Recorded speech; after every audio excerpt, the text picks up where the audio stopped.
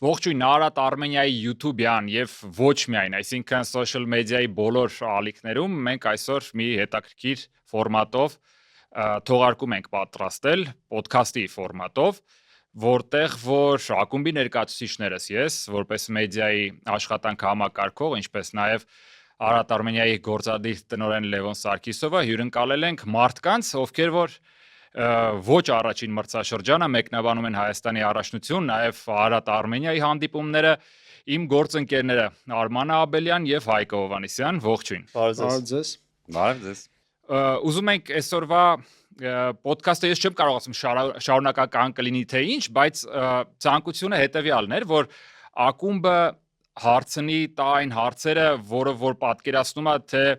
որոնք կարող են հետաքրքրել մեզ զարգանալու, մեր սխալները ընկալելու եւ ձեզ հնարավորություն տալ, որ հասկանանք դուք ինչ հարցեր ունեք մեզ։ Այս տարբերակով բաց քննարկում սկսենք։ Ոնց եք այս տարբերակի հետ։ Համաձայն ենք։ Okay։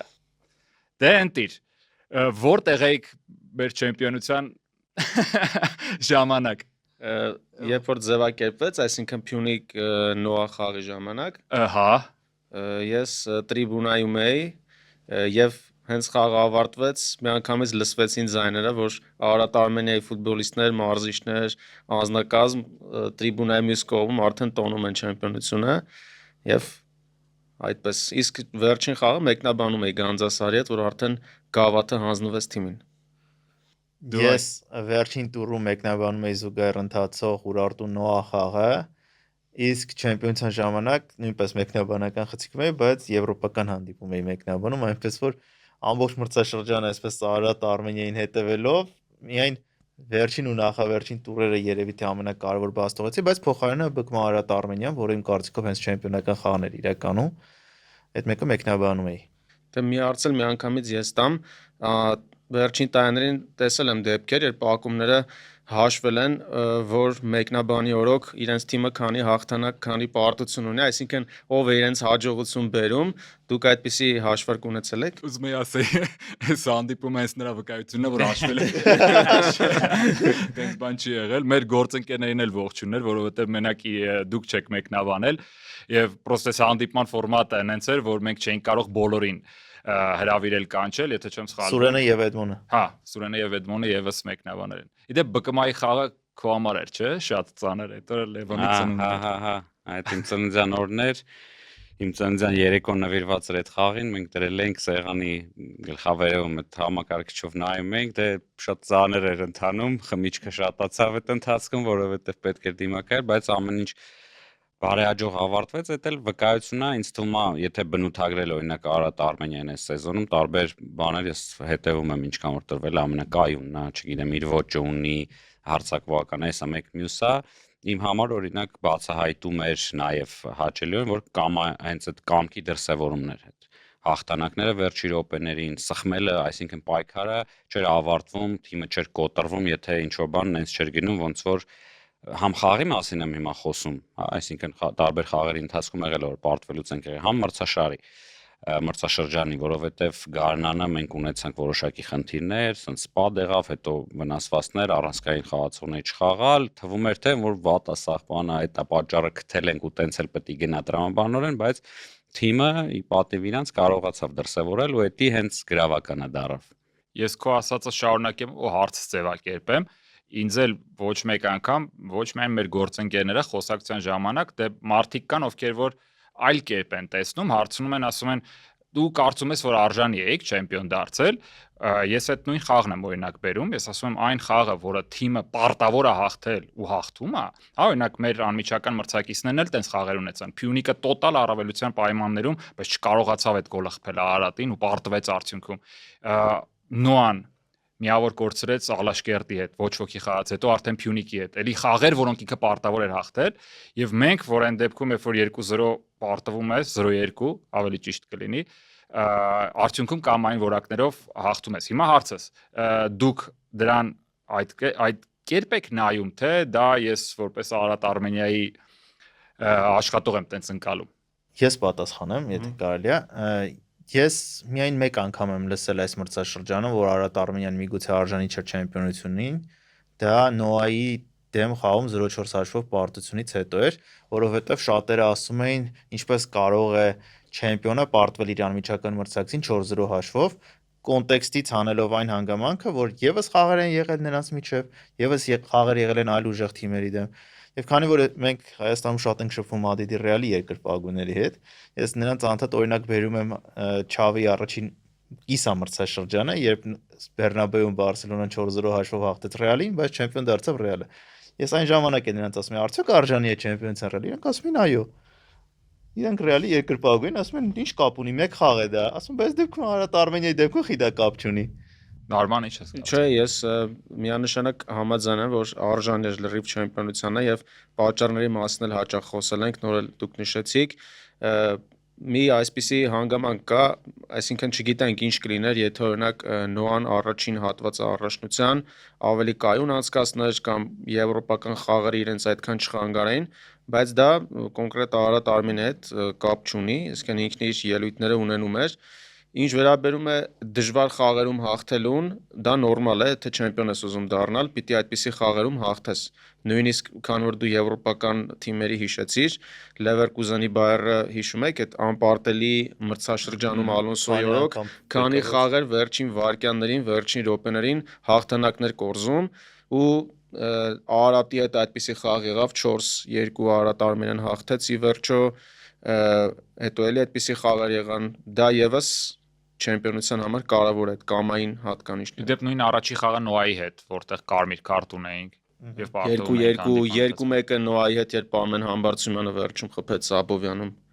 Ես այդ 4-0-ի վերաբերյալ սեփական ուրույն պատկերացումն ունեմ, օրինակ իմ դիտողությունը, եթե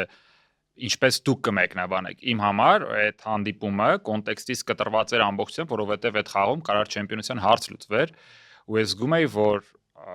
ինչ էլ որ անես, ամեն դեպքում տղերքը այդ պատասխանատվությունը զգում են, որ այս խաղում հաղթում ես ու վերջ։ Դա չի, իսկ նույն Նոայի հետ մենք մի շաբաթ առաջ ենք խաղացել։ Նա ես հետեւյալ հարցը վերաձևակերպեմ ու կոմենտ անեմ, էլի։ Մարդկանց մոտ իմ մոտ տպավորություն է ստեղծվել կարծիքները լսելով, որ ինչ որ ափսոսանք կա, որ Արարատ Արմենիան է չեմպիոն դառել, մարդիկ ասում են, բայց Արարատ Արմենիան էլ չեմ խորանում, էլի պատճառները արժանի են, արժանի չեն, արդար չի, չգիտեմ, մեկ այլ թիմ բաց թողեց, մեկը օգտվեց իր շանսից, բայց տենց տպավորություն կա իմ մոտ, ձեր մոտ կա, չգիտեմ, տենց նկատել եք, ոնց որ մի քիչ նկատել եմ, բայց կոնտեքստը հիմնականում այն է եղել, որ արդյոք Արարատ Արմենիան այդպես կխաղա Եվրագավաթում, ինչպես կարող է Եվրագավաթներն են։ Իսկ բանը ինձ համար հետաքրքիր էր, օրինակ ինչը, դե ֆուտբոլը դրա համար ենք էլի մենք սիրում, ինքը այդ արվեստը եւ սպորտը իրար հետ այո կա տրամաբանական որոշ բաներ, երբ որ կա, չգիտեմ, օրինակ գումար ավելի շատ ծախսած թիմ եւ Հայաստանի մասին չի մենակ խոսքը, Եվրոպայում էլ, հա, գրանդերը, որ մենք կոչում ենք, իրենք նաեւ բյուջեներով են գրանդ, էլի։ Դրա համար Անգլիան այսօր աշխարհում, ասենք, առաջի տեղով ու ինձ թվում է ասենց զապասով ատրիվով գնում է, էլի։ Բայց ոչ միայն, հա, նույնիսկ, չգիտեմ, որակով մարզիչներ, որակով ֆուտբոլիստներ, բոլորը ձգտում են այդտեղ ժամանակին հիշում եք Իտալիաներ, տենց կենտրոնը ֆուտբոլային համարվում եւ այլն։ Հա, սենց փոփոխվում է, բայց հիմնականում դա 21-րդ դարի մասին ենք հիմա խոսում, բյուջենը, ֆինանսներն են որոշում։ Բայց ֆուտբոլում կան այլ հանգամանքներ, էլի, այդ նույն մենք խոսացինք, կամային հաղթանակներ, երկար դիստանցիայի վրա կայուն խաղ ապահովելը, քո ստրատեգիան գտնելը ճիշտ, այսինքն քո մարզիչին գտնելը, քո ի սկզբանե պլանը ոնց ես դու գնալու աշխատելու, ոնց ես հասնելու քո նպատակին։ Նույնը Արարատ Արմենիան այս տարի էլի ինձ, ես իդեպ առիթից օգտվելով նշեմ, ես 2024 թվականի նոյեմբերին, եթե չեմ սխալվում, նոր միացել եմ թիմի, որպես արդեն անձնակազմի անդամ, եւ այդ ժամանակ դեռ Վարդան Մինասյանի օրոք էինք մենք խաղում, այն ժամանակ, եթե փաստերով նայում ենք, հիմնականում Արարատ Արմենիան միավորներ վաստակում էր, ասենց ասեմ, ավելի թույլ մրցակիցների հետ, բայց գրանդերի ուղիղ մրցակիցների հետ կորցնում էր։ Այստեղ ոնց որ հակառակը եղավ, դա էլ ենք մենք տեսնում, նույնիսկ որ ասում են չգիտեմ, մի քիչ ափսոսանք կա եւ այլն, top 5-երի մեջ ամենաշատ միավոր վաստակածնա պլյուս չեմ ասում նրա մասին, այստեղ մեկ-մեկ կոնտեքստից կտրվում կամ մոռացում, որտեվ թիմը մեծ կորուստներ ունեցավ սկզբում, խաղացողների առումով, մենք փոխեցինք նաև մարզիչ ու առհասարակ սկսեց այսպես կոչենք վերակառուցման գործընթացը։ Գևորգն էլ միացել այդ ժամանակ մեր թիմին եւ շատ բաներ մենք նորովի ոնց որ սկսել ենք ստեղծել։ Ինչու, որովհետեւ համարում ենք, որ նախ եւ առաջ Արարատ Արմենյան 2018 թվականից, երբ որ ոչ թե ստեղծվեց, այլ ասենք վերանվանվեց կամ ստեղծվեց որպես այդպիսին ակումբ, շարունակական մինչև այսօր պահել է, որոշակի հիշում եք, չէ՞, բան եղավ, բում եղավ այն ժամանակ, ասենց հեղափոխություն չասենք, բայց ինչ որ փոփոխություն եղավ, թե ֆինանսների մասով, թե մոտեցումների, շատ մարդիկ սկսեցին ներդրումներ կատարել ֆուտբոլ, ոնց որ մի քիչ բարձրացրեցինք պլանկան, սկսեց Արարատ Արմենիայից։ Ու մինչ այսօր ոնց որ պահում է, անկախ նրանից հաջողություն կա, թե չկա, չգիտեմ, առաջի տեղ չեմպիոնություն, գավաթ, Եվրոպա եւ այլն, բայց այդ կայունությունը պահպանել է մինչ այսօր, էլի։ Մեր բոլոր մնացած ակումբները նույնպես հուսով եմ ոնց որ այդ բանը կայունությունը կապահովեն, որոշները նոր են մտել, ավելի ուշ, ավելի մեծ ծավալներով, բայց ոտ չեստի խվալա, որ դա լինի շարունակական։ Հետևաբար նույնն էլ էս սեզոնն էր, էլի մենք մի հատ հայացք հետ կատարեցինք, ասենք լավ, էս ինչ որ արել ենք, էֆեկտիվ է, արդյունավետ է, լավ է որ արվել է, բայց արդյոք դա թիմին վերագրվող գործողություն են, թե ակումբին, որտեղ մեր մոտ մի քիչ տարանջատում կա, ասում թիմը կրեց։ Թիմը այո, առաջի թիմն է, որը խաղում է Պրեմիեր լիգայում։ Մենք խոսում ենք ֆուտբոլիստների մասին, մենք խոսում ենք մարզիչների մասին, ամեն ինչ ոնց որ իրանց համը։ Բայց կա ակումբ գաղափար, որը շատ ավելի մեծ է, որ իր մեջ ներառում է տարբեր այլ ուղղություններ, հա։ Դա կլինի մեդիա ստաֆը, դա կլինի քո, չգիտեմ, դուբլի հարցը, դա մանկապատանեկանը եւ այլն, էլի, եւ ակումբի այս գաղափարը շատ ավելի մեծ է եւ պետքա կոպիտ ասած մենք ակումբ կառուցենք։ Կարծում եմ, որ այս պահին ամենայն ասում էլի հարգանքով, բայց մենք այդ դասական ակումբ գաղափարը ակումբներ չունենք։ Մենք կառուցման ճանապարհին ենք գտնում։ Թիմեր ունենք։ Հայկական ֆուտբոլի գլխավոր խնդիրներից մեկն է այդ, որ շատերը գլխավոր թիմի շուրջ է կառուցված մեծ հաշվով։ Եթե կարելի է, ես մի հարց տամ, քանի որ այդ թեմային անդրադարձ ունեցաք, որ փոփոխություններ կատարեցիք, մոտավորապես հենց այս օրերին, անցած տարի, երբ արդեն Նոան դարձել էր չեմպիոն, բավականին վստահ, գավաթներ էր նվաճել եւ շատ լավ մրցաշրջան անցկացրել, մենք եթերներում հաճախ քննարկում ենք ոդկասթների ժամանակ, որ պետք է մնացած բոլոր հայկական ակումբները, որոնք ունեն հավաքնություններ, ամեն մեկը իր մեջ մտածի, արդյոք մենք օքեյ ենք այս իրավիճակին, որ Նոան այսպես շարունակի, լինի դոմինանտ, թե մենք պատրաստ ենք նրանց հետ պայքարել, լինի որոշակի ֆինանսներ ավելացնելով, լինի որոշակի մարդկային ռեսուրսներ ավելացնելով եւ ընդհանրապես ինչ-որ ռեբրենդինգ կատարելով, որովհետեւ այդ պահի դրությամբ ընդամենը 1 տարի առաջ թվում էր, թե սկսվում է նոր PSG-ի կամ Բավարիայի նման ինչ-որ հեգեմոնիա, բայց ընդամենը 1 տարի հետո լրիվ այլ պատկեր ունենք։ Ուզում իմանամ, 1 տարի առաջ դուք նման մտքեր ունեիք, որ պետք է փոխվես, որպեսզի ողջ մնաս։ Եթե ինձ է հարցողված, մի քիչ հերվից գամ, էլի լայն բան վերցնենք։ Նայեք, այսօրվա դրությամբ հայկական ֆուտբոլը ինչ վիճակում է գտնվում։ Մենք շատ պահանջներ ենք ուղում, ես էլ ձեր հետ միասին համ որպես երկրպագու, համ որպես անդամ, այսպես ասած, բայց առաջին հերթին կարծում ենք պետք է ուղղակի շնորհակալ լինենք այն մարդկանց, ով որ ներդրում է կատարում առհասարակ հայկական ֆուտբոլում։ Ինչու՞։ Որովհետև դա,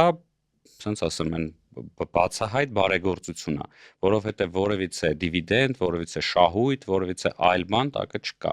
Իսկ մարդիկ շահագրգռվում են ֆուտբոլի նկատմամբ սիրով, հայրենասիրությամբ, տարբեր ինչ որ հանգամանքներ կարան լինեն, բայց դա իրանց կոպիտ ասած ծախսած գումարն է։ Դրա մասին ես կուզենամ ավելի շատ խոսանք ինչ անենք, որ տենց չլինի, բայց այսօր իրավիճակը այդպիսին է։ Դրա համար ես մենակ ասում եմ պետքա մենք բան լինենք, էլի շնորհակալ լինենք այն սեփականատերերին, որոնք որ շարունակաբար եւ բարեխղճորեն շարունակում են այս գործունեությունը։ Ինչ վերաբերում է վերափոխումներին, այո, այստեղ էլի մի քիչ դետալների մեջ մտնենք, ոչ միայն ֆինանսների մասին է խոսքը գնում, որտեղ ֆինանսներ քիչ թե շատ կան եւ այլն, ինչքանով այդ ֆինանսները էֆեկտիվ օգտագործվում եւ ինչքանով է իրանք նպատակային։ Էլի եմ ասում, մենք կարող ենք գնալ այն ակնհայտորեն ինչ որ մակերեսի վրա, ասենք լավ ֆուտբոլիստ ենք բերել, հա, բայց այդ ֆուտբոլիստը կարող է չխաղա, կարող է վնասված ստանա, կարող է իրան հաղթի մեկ այլ ֆուտբոլիստ, հա, որը որ այդքան օրինակ բան չուներ ի սկզբանե իրան չէր Կներեք, տրվել ես հենց դա նկատի ունեմ, որ դու կարող ես նույն ֆինանսները տրամադրել ինչպես նախորդ տարի, բայց լրիվ այլ արդյունք ստացվի, որովհետև ավելի ճիշտ օգտագործվել Այո, միանշանակ, այստեղ պրիորիտետների եւ բանի հարցն է, թե դու ինչ ես ուզում ստանաս եւ ինչքան երկարաժամկետ, որովհետեւ մեր մոտ այսօր սեզոնից սեզոն է, կարծում եմ եւ սեփականատերի մոտ այդ ամբիցիան, որ այս տարի պետքա չեմպիոն դառնանք ու ամեն տարի դա է գլխավոր դրում։ Հետևաբար ամբողջ ակումբը սկսում է աշխատել այդ ուղղությամբ, հա, առաջի ակումբը ուժեղացնում, առաջի թիմը ուժեղացնում է, տրանսֆերներն են, չգիտեմ, սկսված ֆորմայից, էկիպիրովկայից, չգիտեմ, ամեն մանրուքներից այդ ընդեղ է ուղղվում, բայց ընդհանուր առմամբ այլ ուղղություններով աշխատանք չի տարվում։ Եվ միևնույն ժամանակ ոնց որ հուշողներ են պետք, որ չէ, կարևոր է մի քիչ համբերությամբ երկարաժամկետ գնալ, էլի։ Ու նաև եթե նայում եք, մեր մոտ նաև տրանսֆերային էս, օրինակ ես որ եկա շատ զարմացած եմ, երբ որ տեսնում եմ որ տրանսֆեր բանը տեղափոխությունները, օրինակ կոնտրակտն 1 տարի է կնքվում կամ ինչ որ կարճ ժամանակով, այսինքն դու մյուս տարի մտածում ես կամ նոր թիմ պետք է հավաքես կամ մնում ես կոպիտես գերի այն մարդկանց, որ վերցրել ես ու որ չեն արդարացրել։ Բացի դրանից, կան օրինակ երիտասարդ ֆուտբոլիստներ, տաղանդավոր ֆուտբոլիստներ, կան ֆուտբոլիստներ, որոնց մի քիչ ավելի շատ ադապտացիա պետք, որոնք բացվեն, բայց ժամանակը չկա։ Դու օրինակ կորցնում ես միավորներ։ Մենք ինչ արեցինք, օրինակ առաջի խաղը ես հիշում եմ Վանի հետ 0-0 ոնց որ լրիվ ուրիշ կազմ եղավ։ Ամբողջ թիմը այն FIFA-ին ոնց է որ երկու հատ բան ես, չէ, թիմ ես պահում, Եվրոգավաթ ու ներքին առաջնություն լրիվ փոփոխեցինք, բնականաբար այնտեղ այդ իրար հասկանալու, իրար հետ խաղալու խնդիրներ կան։ Ու դու կորցնում ես այդտեղ միավոր, որը կարող էր վերջում արդեն հիշացնել կեր ասեն, բա այն Վանի միավորները ոնց առասարակ էս առաջությունը Վանը մեր համար բարդ է։ Բայց Հայկի հարցին պատասխանելով, այո, մենք այդ միտքը ունեցել ենք, դրա համար գնացել ենք ես հիշում եմ մենք պրեզենտացիա հիշում ես արեցինք դեպարտամենտներով, կառուցվածքի նորովի ոնց որ ֆունկցիաների բաժանումով հստակ ով ինչի համար է պատասխանատու, ով ինչ խնդիր ու KPI ունի, որ ինքը կատարի։ Սա փոքր քայլ է, բայց մեծ ռեզուլտատներին բերող։ Բնականաբար պետքա նաև մտածենք ու էդի մենակ մի ակումբի հարցը չէ, այլ առհասարակ ոնց անել, որ զարգացումը ոնց որ պահենք, էլի մենք խոսում ենք, որ ավելի մրցունակ է դարել մրցաշրջանը, մենք խոսում ենք, որ Եվրոպայում ոնց որ լավ արդյունքներ են գրանցում, կա առաջընթաց, չէ, բայց էլի այն զգացողությունը, որ դնես ասես հայկական ֆուտբոլը ասենց արդեն տեսնում ենք էլ այդ ճանապարհը, որով գնում ենք, չկա, սա ոնց որ առանձին ինչ որ դրվագներ են, որոնք որ ի հայտ են եկել։ Որովհետև նաև անդադ հավաքականի հետ համատություն կա, այսինքն շատերի համար ֆուտբոլի մակարդակը միայն հավաքականով է որոշվում, ոչ ակումբայինով, այդ կարծիքն էլ կա։ Արարատ Արմենիայի դեպքում ինձ թվում է շատ կարևոր էր մարզական տնօրենի նշանակումը նաև 1.5 տարի չէ, առաջ էր նոր մարզական տնօրեն, հետո նա բերեց մարզիչ Տուլիպային եւ կազմը մարշի ուզած ձևով կառուցել է, որովհետև մենք տեսնում ենք խաղից, որ թիմը հստակ իր ոճն ունի, բայց դա չի նշանակում, որ միօրինակ է ամեն ինչ, այսինքն կա ընդհանուր ոճ, որի ներսում արդեն ամեն խաղի համար լինում են առանձին փոփոխություններ։ Օրինակ նույն խոսեցիք top թիմերի հետ խաղերի մասին, երբեմն Արարատ Արմենիան սկսում էր 5 պաշտպանով խաղալ, որովհետև այդ խաղին այդպես ավելի ճիշտ էր։ Ինձ օրինակ դա ուրախացնում է այդ բազմազանությունը, որովհետև այս եվրոպական խաղերին դա կարող է պետք գալ, որովհետև դու Եվրոպայում ունենալու ես նաև օրինակ Սպարտա Պրահայի պես մրցակից, ինչպեսին եղավ 1 տարի առաջ, ու դու պիտի ինչ-որ շտկումներ կատարես, միշտ նույն ոճով չես կարող բոլորի դեմ խաղալ։ Կուզենայի, որ տղերքը խոսեին ավելի շատ, քանի որ դա ինձ է հետաքրքիր, մեր առաջնության մակարդակի մասին, քանի որ նաև իրանք մեկնաբանում են այլ երկրների առաջնություններ ու անարդարացիորեն իմ մոտ միշտ ընկալում կա, որ ոնց որ թերագնահատված ինչ որ գաճաճ լինի, որը իրականում մենք տեսնում ենք ռեալ պայքարում է դրսի ակումբների հետ, բայց մեր առաջնության նկատմամբ վերաբերմունք հենց նաև Հայաստանում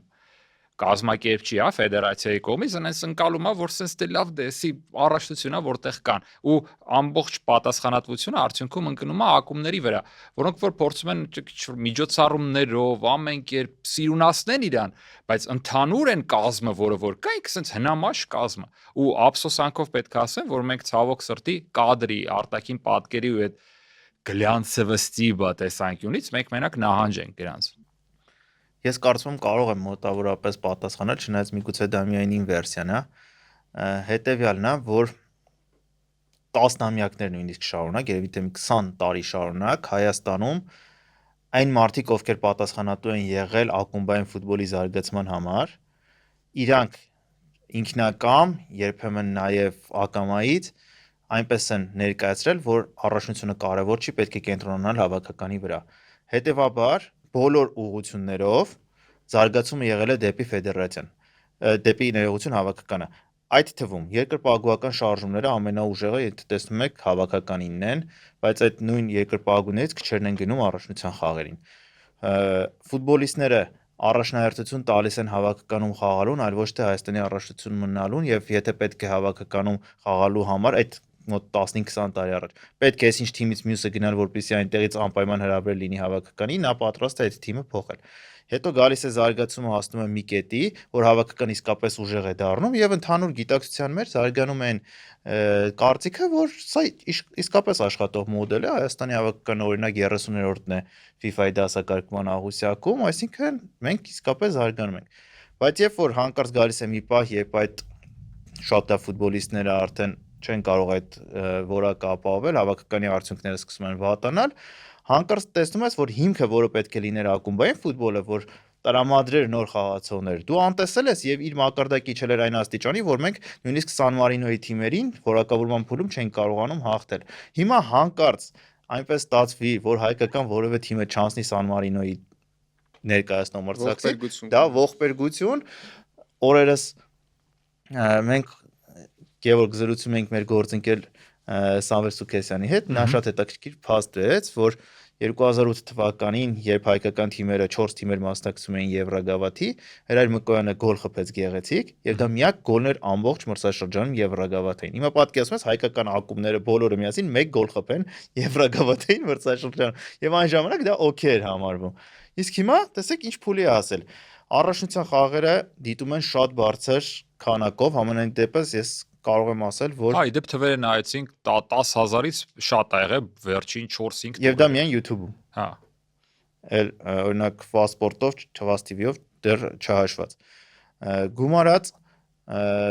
երկրպագուական մեծ չէ, բայց որոշակի տեղաշարժ կա, ինչ որ մշակույթ ստեղծվում է վերջին 5-6 տարիների ընթացքում դերբիների ժամանակ, հիշում ենք ինչեր են կատարվում։ Ես տեսնում եմ, որ ակումբային ֆուտբոլը զարգանում է, ինձ համար ամենահետաքրքիրը հենց առաջերտին ակումբային ֆուտբոլն է, որովհետև այն ամենօրյա է։ Ինձ երկրպագուական մշակույթ դու չես կարող ստեղծել, եթե տարվա մեջ 10 խաղ ես անցկացնում, հավաքականին է Որից վերաբերվում, կեսը ոչ Հայաստան։ որից կեսը ոչ Հայաստանում եւ այդ երկրպագուական մշակույթը եւ ընդհանրապես ներգրավվածությունը հայերի ֆուտբոլի հանդեպ տեղական բաղկացած է 5 փորձ, այսինքն դու եթե 10 խաղ ես անցկացնում, 2 ական խաղերով են դրանք լինում, այսինքն հավաքվում եք 5 անգամ տարվա մեջ։ Դու չես կարող ստեղծել այն, ինչ կարա ամենօրյա երևույթը ստեղծել։ Ինձ թվում է Հայկի ասածը նաև նրա հետ է կապված, որ Հայաստանի պես երկրներում դժվար է, որ եւ ակումբայինը զարգանա եւ հավաքականը լավ խաղա։ Սովորաբար կամ մեկն է լինում, կամ մյուսը։ Օրինակ Վրաստանի դեպքում իրենք շատ գոհ են հավաքականից, բայց շատ դժգոհ են ակումբային ֆուտբոլից։ Դրա համար մեկն ու մեկը պետք է ընտրել եւ փորձել դա ավելի շատ զարգացնել։ Մշակույթի խնդիր էլ կա ֆուտբոլային, այսինքն տարիներ են պետք, որ մարդկանց համոզեն, որ առաջնությունը լավն է, ակումբները նաև պետք է շարունակական հաջողություններ ունենան, ինձ թվում է մի քանի տարի էլ շարունակվի,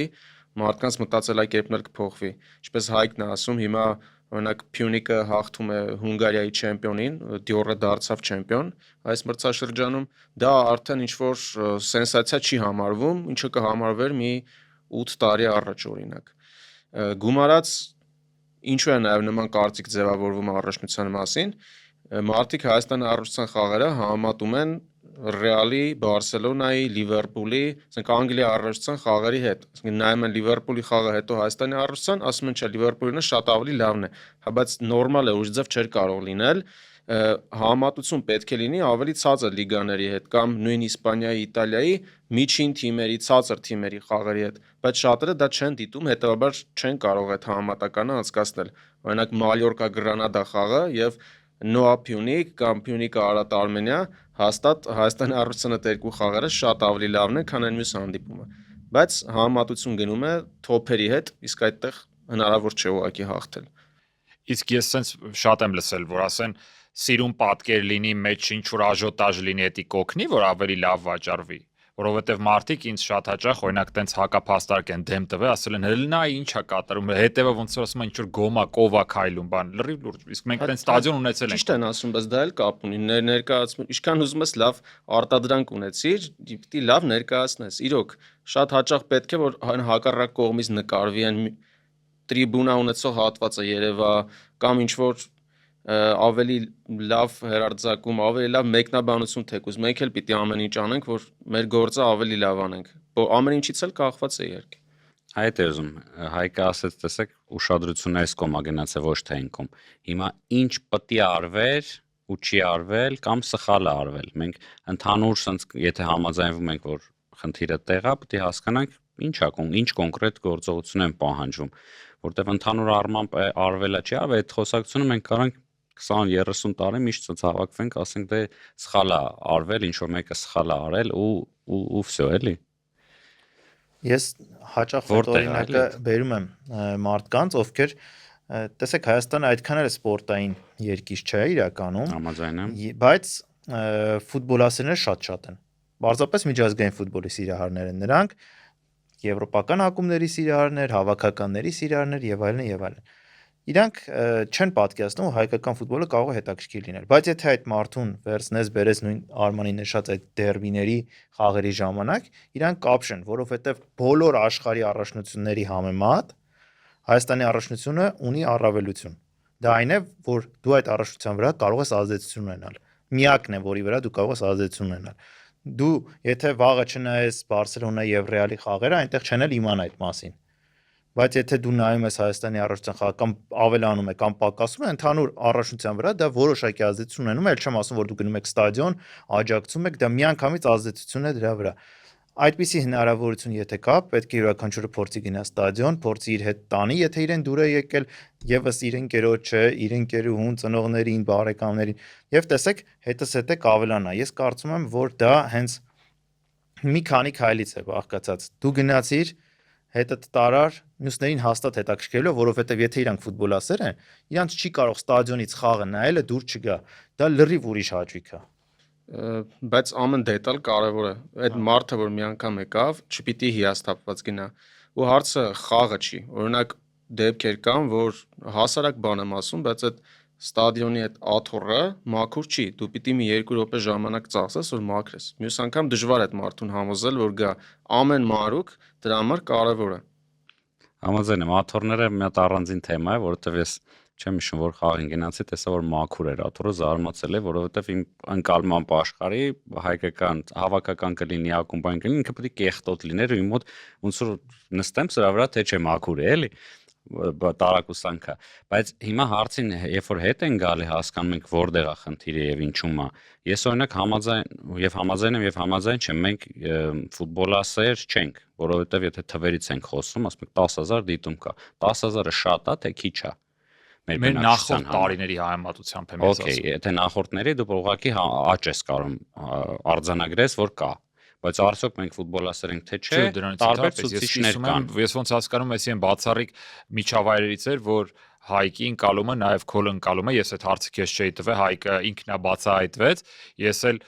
մեր մեդիա ակադեմիայում, չգիտեմ կհիշես, շատերին ճանաչում ես, առաջին անգամ երբ որ հանդիպել էինք, ես հարց էի տվել, ասել էի խնդրում եմ պատասխանեք, նույն հարցը տալու ենք նաև ամենավերջում ակադեմիան ավարտեք, արդյոք հայ ժողովուրդը սպորտային ազգ կոչվելու իրավունք ունի թե չէ։ Մենք ունենք սպորտային մշակույթ, որտեղ որ տարբեր պատասխաններ եղան, հիմնական գերակայողը այո էր, իսկ ես փորձում էի բացատրել, որ իրականում ոչ։ Ու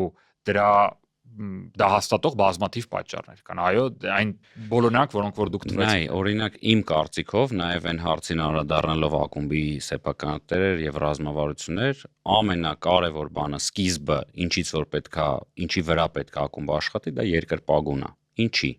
Որովհետեւ առաջին հերթին կոմերցիան կապված է երկրպագուի հետ։ Երկրպագուն է գալիս շապիկները առնում, երկրպագուն է տոմս գնում, երկրպագուն է դիտում եւ TV-ները արդեն տեսնում են ռեյտինգները եւ տարբեր գներով վաճառում։ երկրպագուներն են, ովքեր որ ընդհանուր առմամբ, չգիտեմ, եթե դու հովանավոր ես օրինակ ներգրավում, հա, այդ հովանավորների, իդեպ հովանավորների հետ կապված շատ մի անգամ հետաքրքիր հոդված էր Լիվերպուլի, հիշում եք Կարլսբերգով էր որ հանդես գալիս, երկրպագուներից մեկին հարցնում են, ասում են ամենալավ գարեջուրն է Կարլսբերգ։ Դուք ինչ եք խմում, ասում են Կարլսբերգ բնականաբար, ասում են, բայց ամենալավն է, ինքը ասում է, չէ, ամենալավը չի, ավելի լավ կա, ասում, բայց ինչ ես առնում։ Ասում ես առնում եմ, որ ես օգուտ տամ Կարլսբերգին, ինքը ավելի շատ շահույթ ունենա, հասկանա, որ համագործակցությունը իմ սիրած թիմի հետ Լիվերպուլի հետ շահավետ է, ավելի շատ փող տա այս թիմը ծախսի ու մենք բոլորս ուրախանանք դրա։ Այսինքն այդ մտածելակերպը էլի հետաքրքիր մշակույթ է, որ դրա համար երկրպագուն է հիմքում, հա, կոմերցիա, երբ որ դու արդեն կախվածություն չես ունենալու ներդրողների գումարներից, հա, որ ակումբը ինքն է սկսելու աշխատել։ Դա է սկիզբը ու ծանր աշխատանքը, որ գնալ։ Հիմա այլ հարցը թե ինչ անել, որ երկրպագուներն հետաքրքիր լինի։ Առաջինը ճիշտ եք ասում, դիտարժանությունն է խաղի առհասարակ։ Հիմա մարդը երբ որ վիվեսկան նայում, ասում Արսենալ, Մանչեսթեր Սիթի են խաղում, բնականաբար գնալու է այդ խաղը նայի, որովհետև ամեն ինչը այնտեղ ավելի լավ է,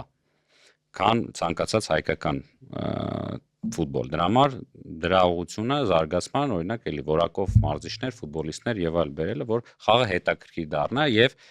մրցակցությունը շատանա։ Դա մեկ։ Երկրորդը ինֆրաստրուկտուրան է բնականաբար։ Բնականաբար մենք այդ ուղղությամբ ես ասում եմ առաջի օրվանից նաև այլ ակումբների հետ մեծ սիրով կուզենայի ոնց որ համագործակցեն, այստեղ կակրաս մրցակցություն չկա, էլի։ Ամեն ինչ անել, օրինակ մարդը, չգիտեմ, ժամը 7-ին խաղա նշանակված աշխատանքային օր, գործը ավարտել է, ինքն էլ ֆուտբոլասեր է, ուզում է գա։ Երեխուն էլ հետն է բերում, ասում է, տղուս տանեմ, խաղ լավն է, գալիս է։ Ցուրտ օրինակ, ասենք աշնանային պերիոդ է, այսինքն ոչ մի բան չկա, այնտեղ պլեդ եւ այլ կամ տաք թեյ, սուրճ, որ կարող է գնի, նույնիսկ չեմ ասում հյուրասիրվի, էլի, ուտելիք, տաք ուտելիք, ոչ թե սենդվիչ կա, ինչ արևածաղիկ,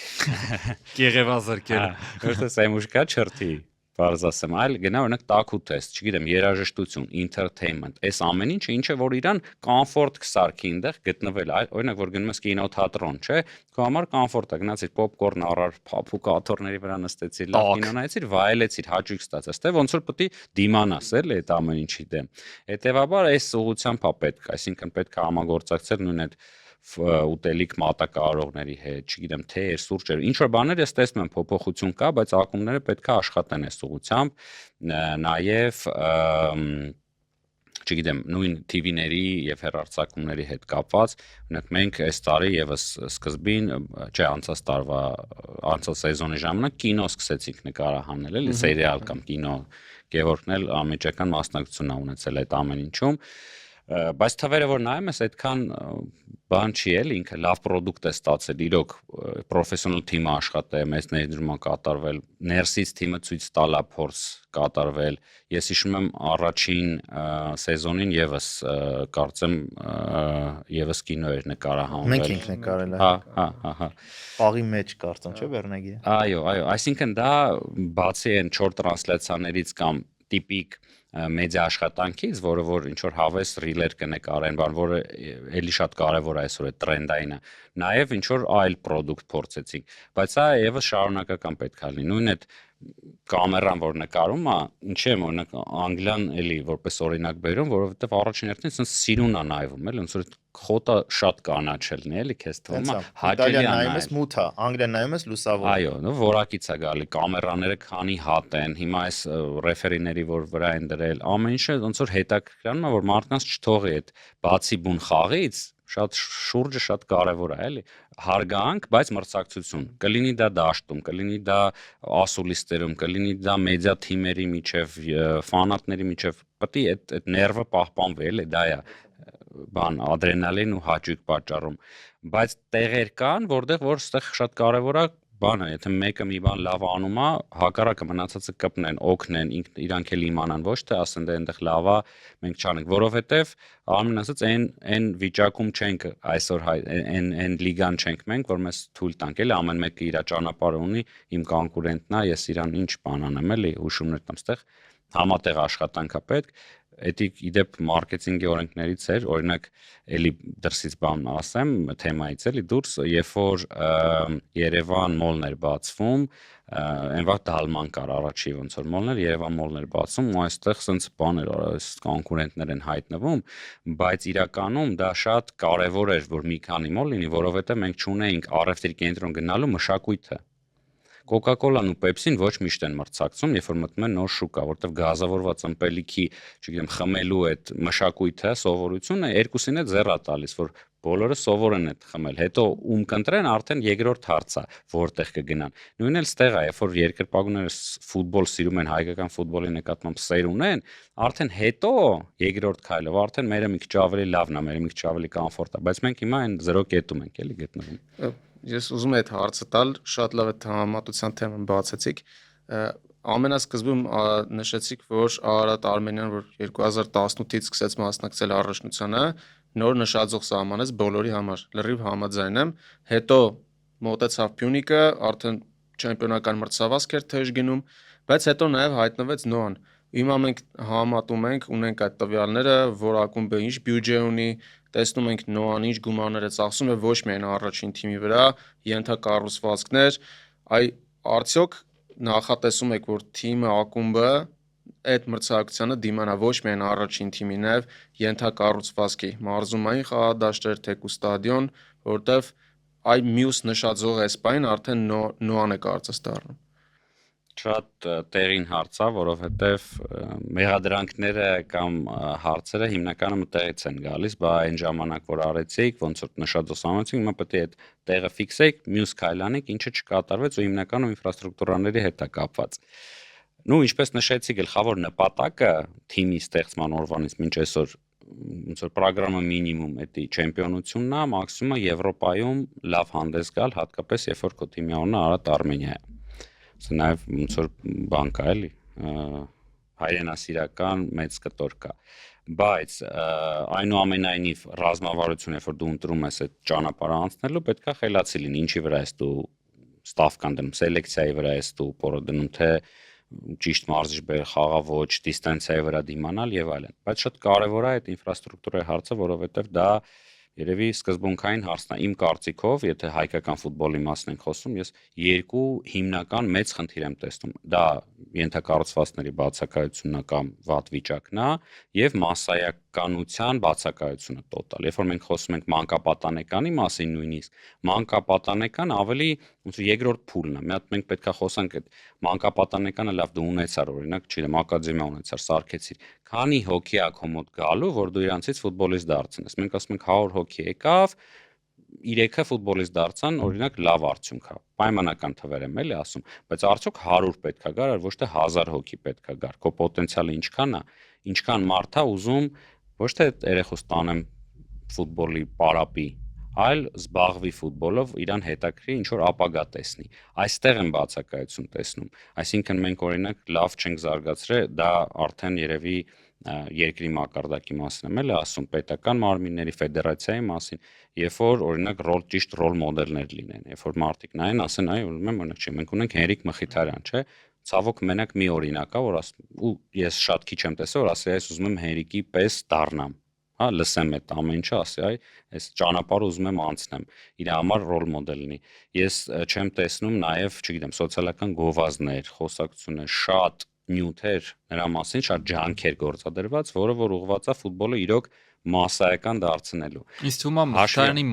քո ասած կերպարը այնց բան է դարձել, այնց աստվածացվել է, որ մարդիկ մտածում են, հա, էլի դե հա ինքն է, դե շատ հերոյ է, կարող ռոլ մոդել լինել ոչ այդքան հաջողակ։ Հիմա օրինակ, չգիտեմ, ձեր թիմում Կամո Հովհաննիսյանը ինչ վատ ռոլ մոդել կարող է լինել երիտասարդ ֆուտբոլիստի համար, որովհետև դու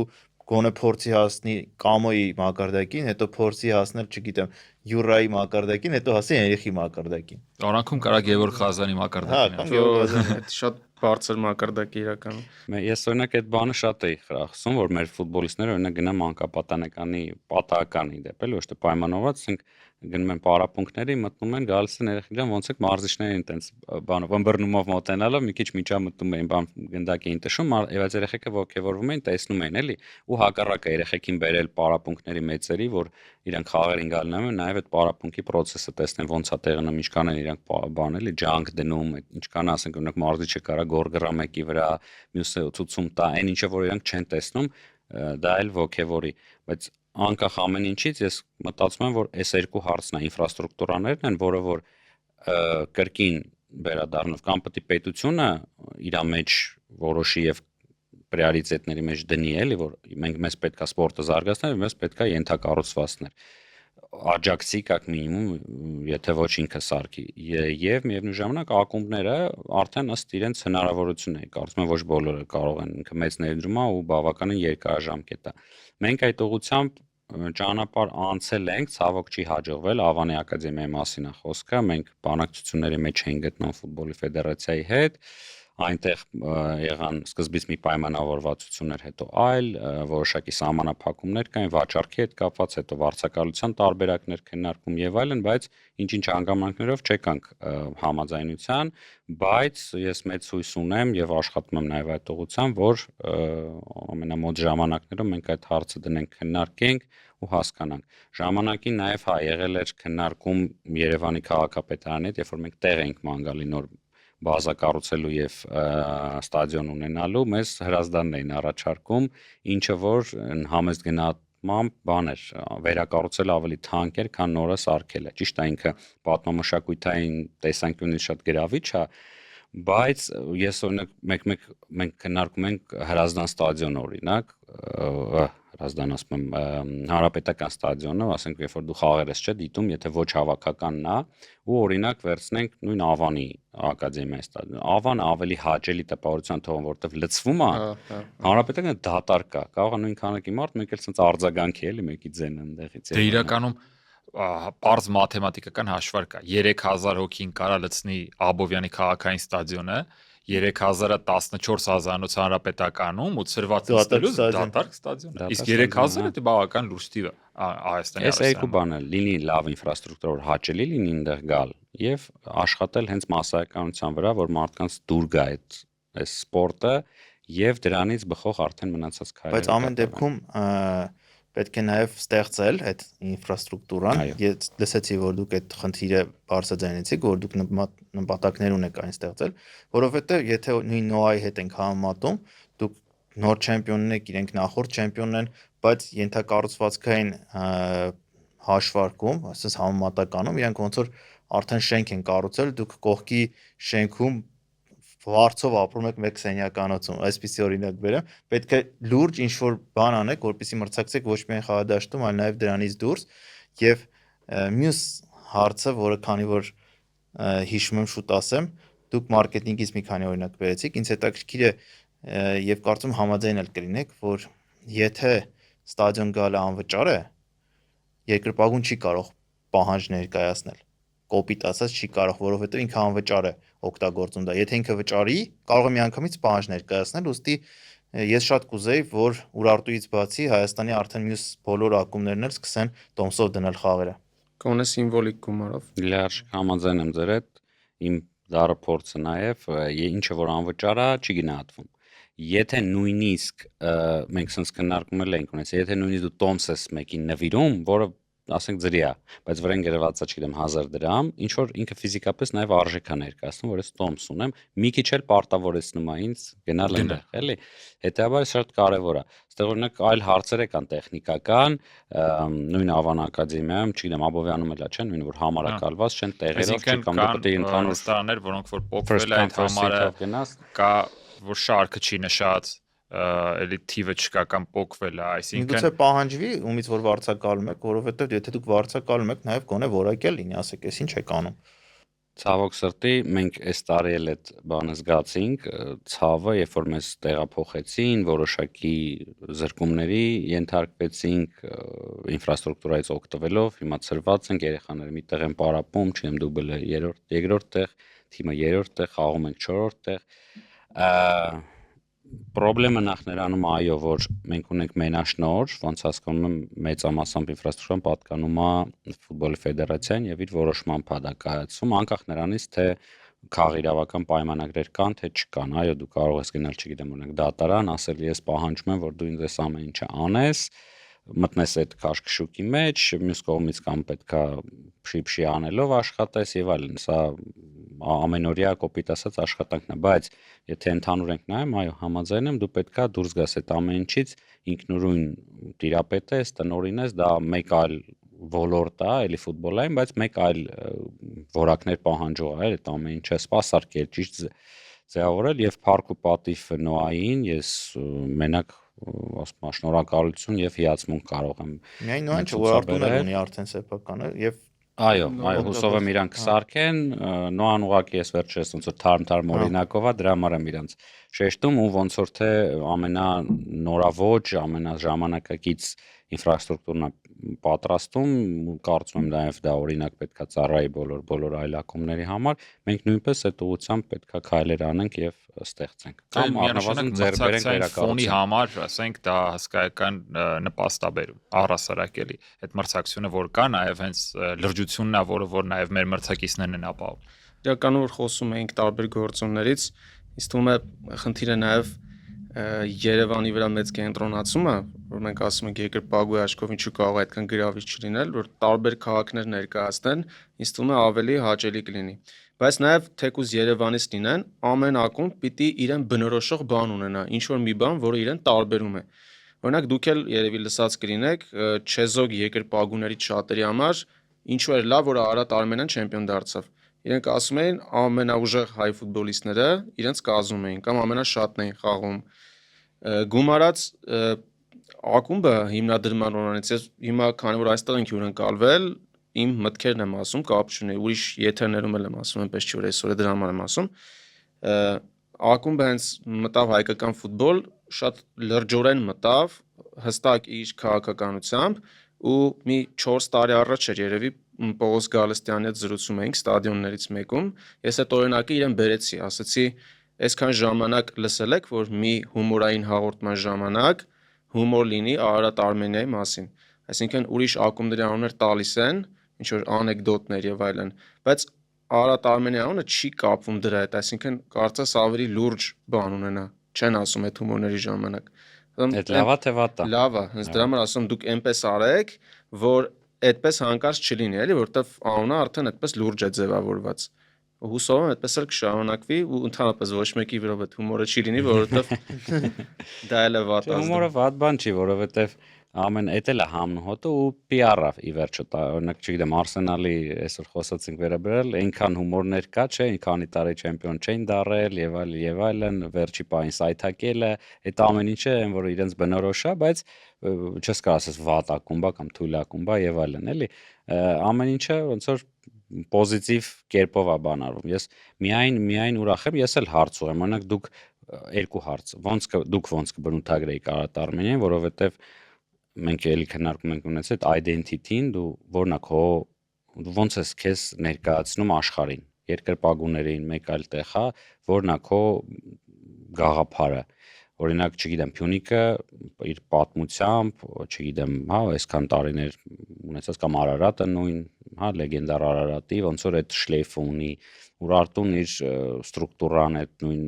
երևի ամենազարգացած ինֆրաստրուկտուրան այս պահի դրությամբ ինքը ունի, հա, եւ ստադիոնը, եւ ակադեմիան եւ այլն։ Հա, համակարգ, որ գործում է։ Հա, նոան օրինակ նոր ինչ որ ժամանակակից բան է բերել։ Արարատ Արմենիան ինչ ընկալում ունի մարդկանց մոտ, այդ առաջին հարցս պատասխանք, երկրորդը կտամ։ Ինձ թվում է հենց ամբիցիաները առաջին հերթին, որովհետև տարբեր ակումբներ եղել են մի պահ չեմպիոնության համար են պայքարել, մի պահ ինչ որ անկում են ունեցել կամ առհասարակ չեն պայքարել չեմպիոնության համար, Արարատ Արմենիայի դեպքում ինչ կա ակումբը, այդպես միշտ մրցավազքի մեջ է, կամ առաջինն է, կամ երկրորդն է, կամ երրորդն է, բայց միշտ մինչև վերջ ինքը մրցակցություն է ապահովում։ Իհարկե իմ առաջին այդպես միտքը որ գալիս է, դա է, որ ինքը այդ տեղերի համար միշտ պայքարել է, միշտ չեմպիոնության համար։ Իմն էլ մոտավոր նույն պատասխանն է, բայց հետեւյալ բովանդակությամբ Արարատ Արմենիան նաև ինչ որ առումով ոնց որ ճանապարհ բացող լինի մյուսների համար։ Նույն Եվրագավաթներում առաջին հաջողությունները եղան Արարատ Արմենիայի, եթե այն ժամանակ լիներ կոնֆերենցիաների լիգան, արդեն 2 անգամ մասնակցած կլինեին խմբային փուլին, ինչպես նաև օրինակ այս տարվա Արարատ Արմենիան Արման քիչ առաջ հիշատակեց, ինքը շատ կարևոր կարծրատիպ կոտրեց, այն է, որ դու կարող ես հայրով մոտավորապես 6-7 հայ ունենալով մեկնարկային կազմում չեմպիոն դառնալ։ Որոշ ժամանակ իմ կարծիքով կամ նույնիսկ տասնամյակ դա շատերը բացառում էին, որ հնարավոր է այդպես լիներ, կարող էր 2-3, Ուրարտուն էլ կներես արեց, բայց ոնց որ Ուրարտուն նաև արեց սեփական սաների շնորհիվ, չլավ, Ուրարտուն էլ դա արեց Արարատ Արմենիայի հետ միասին, այնտեղ տարբերությունները շատ մեծ չեն, բայց շատ կարևոր է, որ մրցակցությունը որքան բարձրանում է, նաև դու հայ ֆուտբոլիստներով հաջողության հասնես, որովհետև իմ խոսակցություններից շատ ֆուտբոլասերների հետ ես տեսնում եմ, որ իսկապես նրանք համակրում են այն թիմին, որտեղ հայերը ավելի շատ են։ Նրանց համար ավելի ցանկալի է, որ այդ հայերը հաջողության հասնեն եւ շատ ոչ թե պարզապես շատ լինեն վերջին տեղը գրավեն, այլ շատ լինեն եւ հաջողեն։ Եվ այս մրցաշրջանում նաև Արարատ Արմենիայում ցույց տվեցին ֆուտբոլիստները, որ եթե նրանց դիրքում նույնիսկ լեգիոնար ֆուտբոլիստ լինի, կարող է պորտուգալացի լինի, բրազիլացի լինի, այլ երկրից լինի, նրանք կարող են հաղթել, եթե մարզիչը կարող է նրանց երկրորդ շանս տալ, երրորդ շանս տալ եւ արդեն դրանից հետո նրանք կարող են շանսից օգտվել։ Ես համաձայն եմ, ուղղակի ինչու այդքան չեմ առանձնացնում հայերի գործունը, որովհետեւ իրոք ուժեղ են, ովքեր հավաքված են թիմում, այնպես չի որ զուտ անձնագրի համար կամ լիմիտի համար, իրոք Արարատ Արմենիայի հայ ֆուտբոլիստների սելեկցիան լավն է։ Կամ փորձառու են, կամ երիտասարդ են, բայց ուժեղ են, դրա համար ավելի շատ նորմալ եմ դրան նայում, բայց համաձայն եմ Հայկի ասած, որ իրոք կա այդ ընկալումը կողքի աչքով ու մեզ մոտ մի քիչ չափազանցված կա այդ ազգությանը նայելու գործոնը, բայց ուրիշ տեղերում էլ կա, նույն Լիվերպուլի օրինակը քան որ եղավ, իրենք միշտ իրենց սանին ուրիշ աչքով են նայում, ասենք եթե Տրենտն է կամ Արսենալի դեպքում Սական, ասում են մեջ խաղացողն է, էլի։ Արարատ Արմենիայի դեպքում սաներ չեն, բայց հայ ֆուտբոլիստներ են։ Ես էլ եմ կարծում, որ մենք հայակենտրոն ենք այդ իմաստով, որտեղ Եվրոպայի խաղերին այդ մրցակցություն լրացուցիչ մենք ենք ու իրանք են կա, ու այդ առումով իդեպ կարա նաև հետաքրքիր լինի այլ քաղաքների հետ, այլ մարզերի հետ այդ մրցումները, ոչ թե այսօրվա պես սպառակտված ու ատելությամբ լցված, այլ դրական էմոցիայով էլ ու ասենք, չգիտեմ, Շիրակն է գալիս, մենք տեղը չգիտեմ, Գեղարքունիքի թիմ կլինի, Լոռու թիմ կլինի եւ այլն, էլի, դա էլ է հետաքրքիր, մի քիչ ճանապարհներն են, որ շատ դեպքերում մարդիկ բողոքում են ադեպտի, օրինակ, չգիտեմ, Ղափան քշեն կամ Գորիս գնան եւ այլն, դա, բայց ինձ թվում է, էլի, մենք պետք է նայենք ավելի զարգացած լիգաներից, որ ճանապարհները որ կտրում են, էլի իրանք։ Երկրորդ հարցը այդ մասով իդեպ հետաքրքիր կլիներ նաև, չգիտեմ, եթե դա հնարավոր կլինի, օրինակ վրացիքի հետ ինչ որ մի լիգայի մեջ գտնվել է, էլի։ Ես օրինակ միշտ պատկերացրել եմ, որ Վրաստանի հետ կարելի է ինչ որ սուպեր գավաթային Կովկասի գավաթ խաղալ, սուպեր գավաթային։ Իրանց չեմպիոնը մեր պրոստը սեզոնների մեր տարբերություն կա այդ ձմեռ։ Հա, իրանք ուրիշ ֆորմատով են անցկացնում։ Երկրորդ հարցս, ինչքանով է մեր ֆուտբոլը բաց եւ փակ, որտեվ սա լրատվության հետ էլ ամենջապես, նաեւ ակումբների կողմից, չգիտեմ, ինչքանով են նրանք ինֆորմացիա տրամադրում, ինչքանով են իրանք հետաքրքիր երկրպագու համար, որ ինքը մտնի կարթա, ես որ մտնում եմ միջազգային, ասենք, եվրոպական թիմեր, նայում եմ էլի սլուխեր, նա, չգիտեմ, այս բանը գցեց Ֆաբրիցիո Ռոմանո, էս այնա, ասենց հետաքրքիր այս կոնտրակտը այսքան, դե գումարը Էսա ինչքանով է բաց ինքը եւ կրկին էլի այդ մրցակցության կտորին հետ գանք, օրինակ մեդիա մրցակցություն էլ ես անդադելի Գևորգ հենց բզում եմ, ասում եմ պետքա սուր բան գրել, պետքա ստեղ սենց դա վատ բան չի էլի, շատերը վախենում, ասում են դե կնեղանան, մի քիչ անհարգալիցական բան ասում, չհարգանքի սահմաններում, բայց պետքա կոպիտ ասած այդտեղ էլ կայֆ է էլի, որ բաները մարդիկ մտնում, կարդում են, իրանք է կոմենտ են գրում, այսօր 21-րդ դարն է ու բաց է ֆուտբոլը։ Ու նաև մեկնաբանների պարագայում, օրինակ շատ հաճախ ես տեսնում, սենց նեյտրալ սենց բանով եք էլի տանում, օրինակ չգիտեմ, ակնհայտ սխալ որոշում է դատավորը, դե դատավորը որոշում կայացրեց տեղ 11 մետրանց կամ կարմիր քարտ, բա չկա էլի, էս ինչ ես անում։ Այդ բանը երբեմն դու սպասում ես էլի, որովհետև քո մոտ արդարության զգացողությունը կա, դու տեսնում ես այդ ամեն ինչը, ոնց որ բոլորն են տեսնում, բայց այն որ սենց բան է էլի նեյտրալ, մի քիչ լղոզված բանով է գնում, էլի, էս էլ իմ կողմից ոնց որ հարց է։ Դե մրցավարությունը, քանի որ շատ դժվար է, մենք էլ մի քիչ զգույշ ենք լինում, այսինքն մտածում ենք, որ միգուցե ինչ որ դետալ կար, որը միայն մրցավարը գիտի այդ բանին, դրա համար կայացրեց, բայց եթե շատ ակնհայտ է, իհարկե պետք է ասել, ինձ թվում է այդտեղ խնդիր չկա։ Բաց լինելու առումով վերջերս մենք ակումբային ֆուտբոլի տարբեր բաղադրիչների գնահատականներ ենք դնում մեր ոդկասթի ժամանակ, մեդիան ամենաբարձրը ստացավ եւ դա բոլոր ակումբները հիմա շատ ավելի լավ են աշխատում, նաեւ բաց են, հետաքրքիր են, բայց մի ուրիշ կողմ էլ կա, որոշ առումով էլ փակ են, ասեմ որ կողմից, օրինակ երբ ակումբը գնում է հավաքի, պիտի ընկերական խաղեր անցկացնի, շատ հաճախ մենք չենք իմանում ում հետ պիտի խաղա, ասենք պիտի խաղա Ղազախական Օրդաբասի հետ, իմանում ենք Օրդաբասի էջից, որ պիտի խաղան իրենց հետ,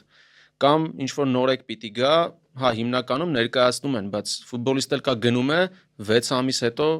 դեռ հայտարարություն չկա, որ ինքը գնացել է։ Մի քիչ այդ առումով ավելի բաց պիտի լիներ, որ եթե ակումբին երկրպագում ես, ուզում ես իմանաս էլի, ոչ թե որ գախնի պահեն։ Ինձ թվում է վատ բան չկա, որ իմանան ում դեմ ես ընկերական խաղ անցկացնել։ Իսկ ավելի բան ինֆորմացիա, օրինակ ինչ գնով են ձեր բերվել կամ օրինակ վնասված կաստացը ինչ վնասված կան ժամկետով ամնացը չէ, դա էլ է թվում է թե մրցակցության օրը չեն նշում։ Գրում են ծննդյան օրնա չեն նշում քայ տարեկան։ Հա, ասենք խաղի սկզբում թիմը դուրս է գալիս, շապիկ են պահում, ինչ որ մեկին առողջություն են մաղթում ֆուտբոլիստին։ Հա, բայց մենք չգիտենք ինքը ինչ վնասվածք ունի, ինչքան ժամանակ է բաց թողնելու, պիտի այդ ամեն ինչը նախապես իմանանք։ Մեդիայի առումով ես կարծում եմ մեր մեդիան բավականին լավն է ակումբների։ Ես նույնիսկ դեպք է եղել, տեսեք Պորտուգալիան շատ ֆուտբոլային երկիր է, չէ՞։ Այնտեղ այնպես չէ, որ պետք է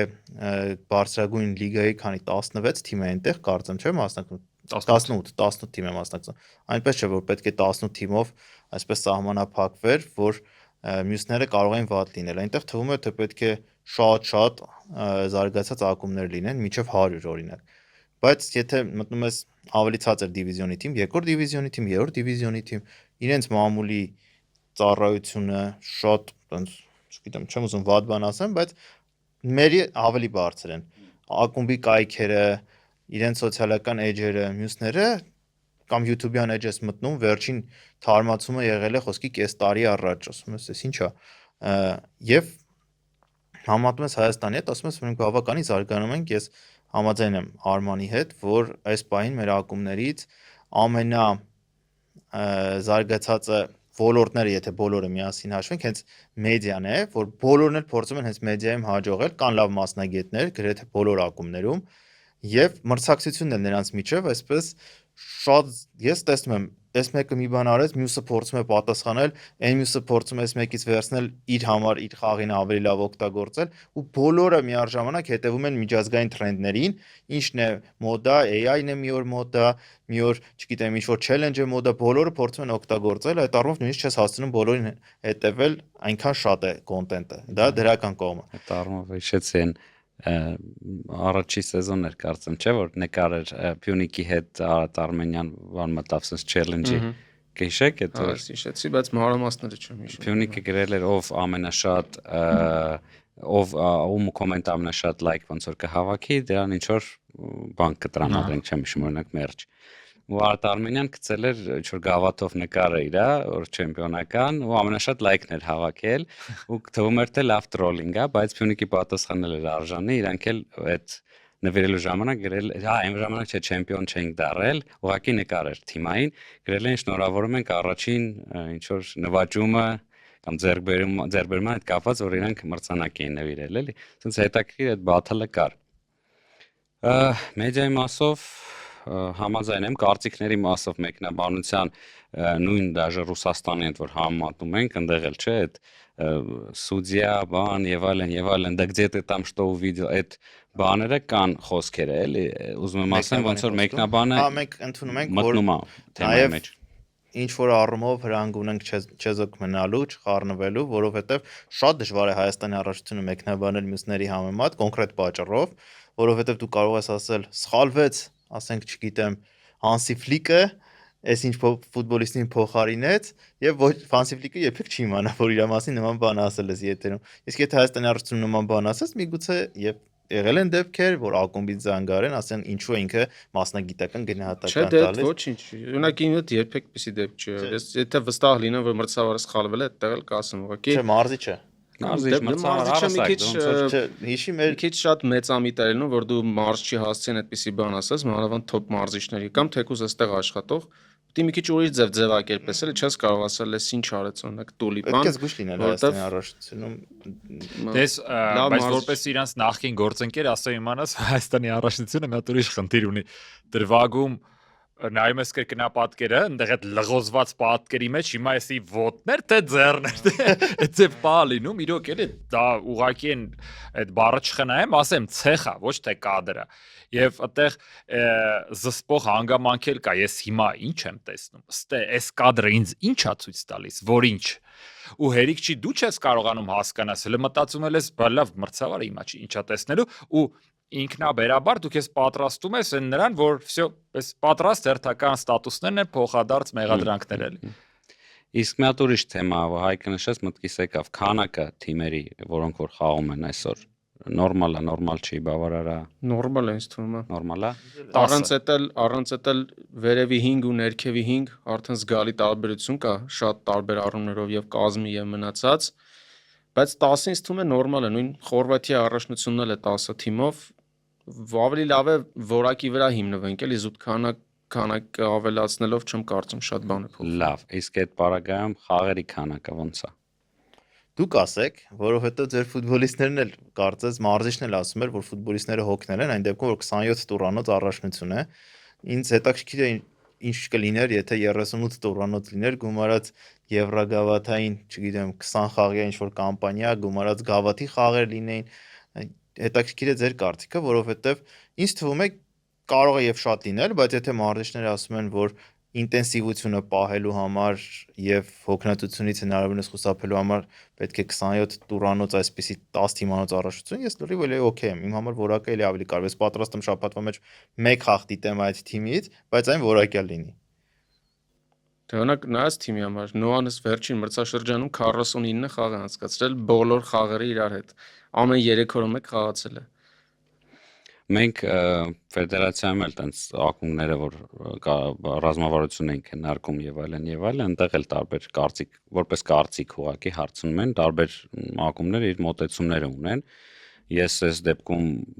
սուր գնալով էլի հակառակ գնալով Տուլիպային համաձայն չեմ իր հետ, որովհետեւ կարծում եմ իր նաեւ միգուցե սխալներից մեկը կամ հաշվարկներից մեկը եղել է եվրոպական աչքով նայել մեզ, քանի որ այնտեղ խաղերի քանակը ավելի բարձր է, արագությունները ավելի բարձր են եւ ինքը փորձում էր հանգիստ տալ ընթացքում ֆուտբոլիստներին եւ այլն, երբ որ ինքը ուներ հիմնական կազմ, որը որ խաղացվածություն ուներ բավականին, բայց էքսպերիմենտների որոշակի գնաց, ինչը բնականաբար իրավունքն է եւ նաեւ ինչ որտեղ պետք է արվի, որովհետեւ դու պետք է փորձես մի բանով չգնաս էլի, հետո ֆորս մաժորը ենթարկվես, բայց օրինակ Գառնանը մեզ շատ օգնեց այդ 3 օրը մեջ խաղալը, որովհետեւ եկեք անկեղծ լինենք էլի արտասահմանցի մարդկանց բացատրել, որ դու 3 ամիս ֆուտբոլ ես խաղալու, հետո 3 ամիս չես խաղալու, հետո նորից 3 ամիս խաղալու է շատ բարդ է ու ինչով իրանք պետքա բոլորի համար գրեթե առաջին փորձն էր էլի, որ իրանք մեկնեցին հավաքների, պետք է այնտեղ այդ ֆորման պահել, բնականաբար նույն մարզավիճակը ինչքան էլ ուզես այդ ագրեսիան նույնիսկ հոգեբանական չես կարող պահել, դրա համար փոփոխվում է, հետո գալիս ես նորից մտնում ես։ Այն հայտնի արտահայտությունն է, որ Գառնանն է սկսում էր առաջնությունը եւ մեզ դա օգնեց արագ մարզավիճակ հավաքելը։ Խայտարակ քիչ թիվ է իմ կարծիքով 27-ը, որովհետեւ ֆուտբոլիստները պետք է խաղան 1 երկրորդ ու դա այդ որ ասում են հոգնում են եւ այլն, պետք է ուրեմն լավ մարզվել, լավ պատրաստվել։ Երկրորդը, եթե մենք ուզում ենք երիտասարդ ֆուտբոլիստներին շանս տանք, ինչ որ մեկը աճի դառնա, ինչ որ մի տեղ պետք է լինի, բացի ԲԿՄ-ից, էլի։ Ինչ որ մի տեղ պետք է լինի, հատկապես հայերին, երբ որ քո ակադեմիայից աճում են, որտեղ խաղան։ Կամ օրինակ ֆուտբոլային ակումբներ կա, որոնց ռազմավարությունը աճացնել վաճառելն է ֆուտբոլիստներին, իրանց համար էլ է պետք շատ խաղաժամանակ, որ տարբեր ձևի փորձարկեն, շատ ավելի բերեն։ Այլ հարց է, որ օրինակ ֆինանսների հետ է կապված, դու պետք է 2.5 կազմ ունենաս, որ կարողանաս արժանապատիվ անցնես այս ճանապարհը եւ պլյուս Եվրոպան է բնականաբար ստեղ խառնում, այսինքն top մեր մոտ 4 ակումբ է, 4 ակումբների, ով որ խաղում է, էլի 4 ակումբների կազմերը պետք է լիարժեք համալրվեն, որ համ Հայաստանում կանանաս դիմակայես, համ էլ Եվրոպայում կանանաս։ Ընդ որում նախապես չես կարող իմանալ, դու կարող ես այդ Եվրոպային մասնակցել, թե չէ, որտեղ top լիգաներում գիտեն, որ եթե օրինակ հնգյակում է թիմը կամ քառյակում է, հաստատ խաղալու է աշնանային հատվածում միջև հունվարն էլ ներառյալ։ Անգլիայի առաջությունը արդեն մինչև 9-րդ տեղը գիտի որ խաղալու է։ Իսկ Հայաստանում դու կարող ես պլանավորել հենց այդպես, ստացվի հակառակն է, մոտավորապես 1.5 կազմ ավելի ունենաս թիմում։ Այդ առումով դուք օրինակ ինչ եք պլանավորում առաջիկա Եվրոգավաթներից առաջ։ Թիմի համալրման հետ կապված բնականաբար թիմը պետք է ուժեղացվի, ասում եմ, մեր սելեկցիան նաև փորձում են գնանք այդ ճանապարհով, որ երկարաժամկետ պայմանագրեր կնքել, այդ ռիսկի գնալ, թույլ տալ ֆուտբոլիստին, երբ որ դու ձեռքսես, ոչ թե հաջորդ տարի նորից նստես բանակցես ու ինքը լավ առաջարկ ունենա, արդեն կամ իր պայմանները թելադրի կամ ասի ես գնում եմ ու դու նոր թիմը ստեյության հավաքես, նորից զրոյից փորձես, այլ կարկասը ունենալով փորձես ավելացնել։ Դա չափազանց բարդ խնդիր է, կրկին գալիս ենք նրան, որ ավելի ուժեղ առաջնություններ կան ու քո իրեն լավ դրսևորած ֆուտբոլիստին դժվար է պահել։ Նույնիսկ եթե ինքը օրինակ պայմանագիր ունի քո հետ եւ պարտավոր է խաղալ, բայց գալի ասում է օրինակ լավ առաջարկ ունեմ իմ կարիերայի համար եւ այլն, եկեք քննարկենք։ Եվ բնականաբար թիմը եւ ակումբը չի ուզում ազդի ֆուտբոլիստի տրամադրության վրա, որ ինքը ընկճված խաղա, ինքը հիասթափված լինի, եթե Աստված մի բան էլ պատահեց, չգիտեմ, վնասված եղավ կամ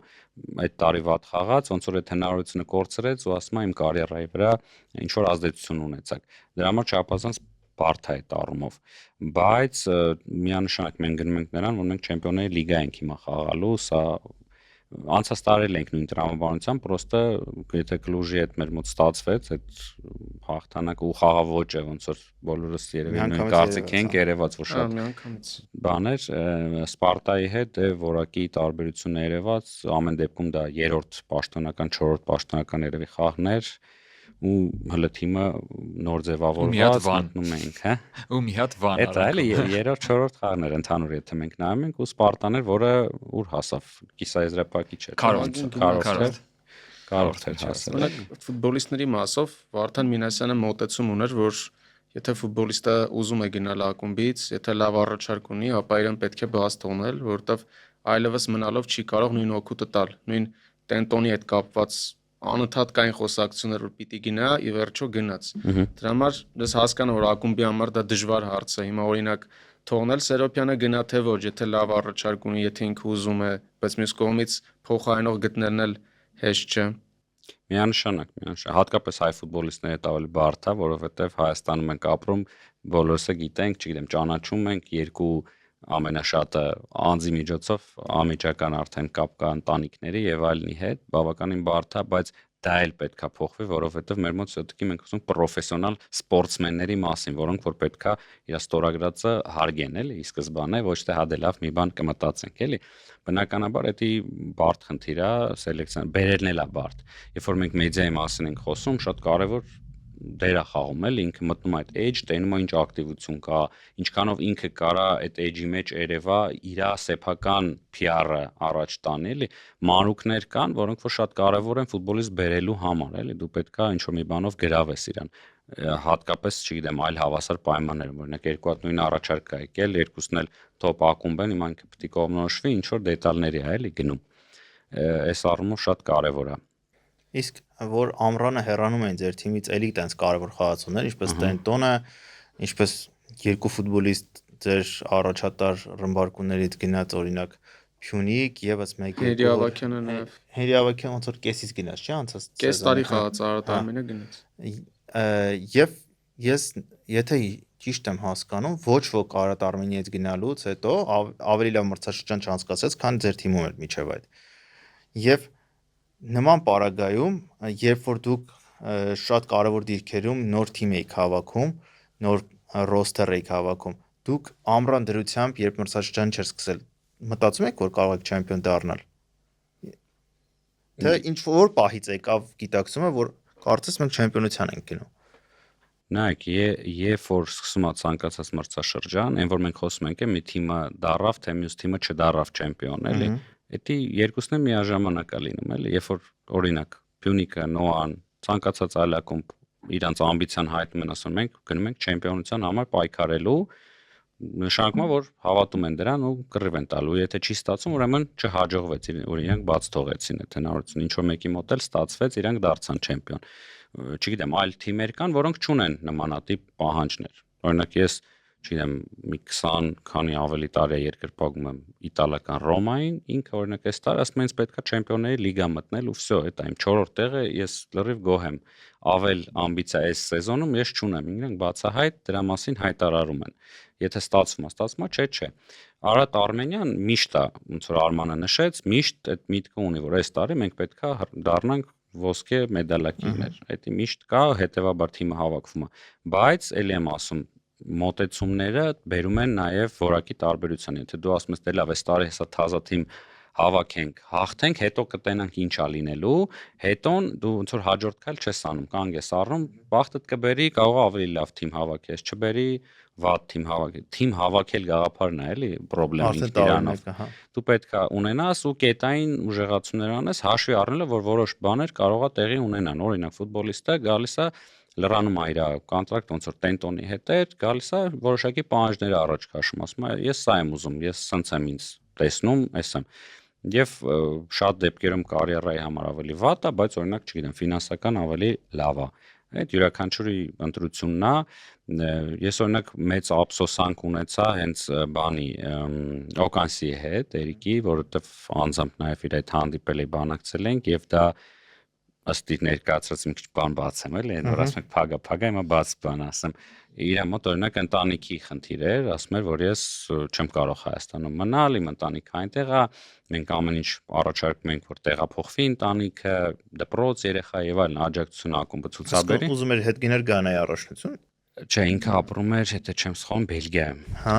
ընտանիքը Բելգիա էր, ասում էր, որ հոլանդերեն են, օրինակ երեխաները դպրոցում սովորում եւ այլն, մենք այստեղ ման էին գալիս էլ նմանատիպ դպրոցներ, ոնց որ թե չկար, բայց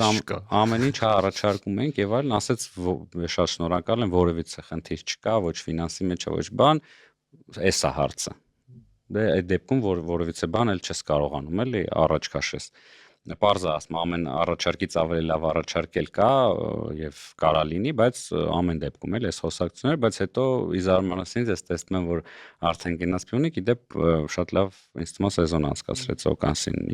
Օկանսին չկորցրեց էլի։ Երևի են հազվադեպից էր։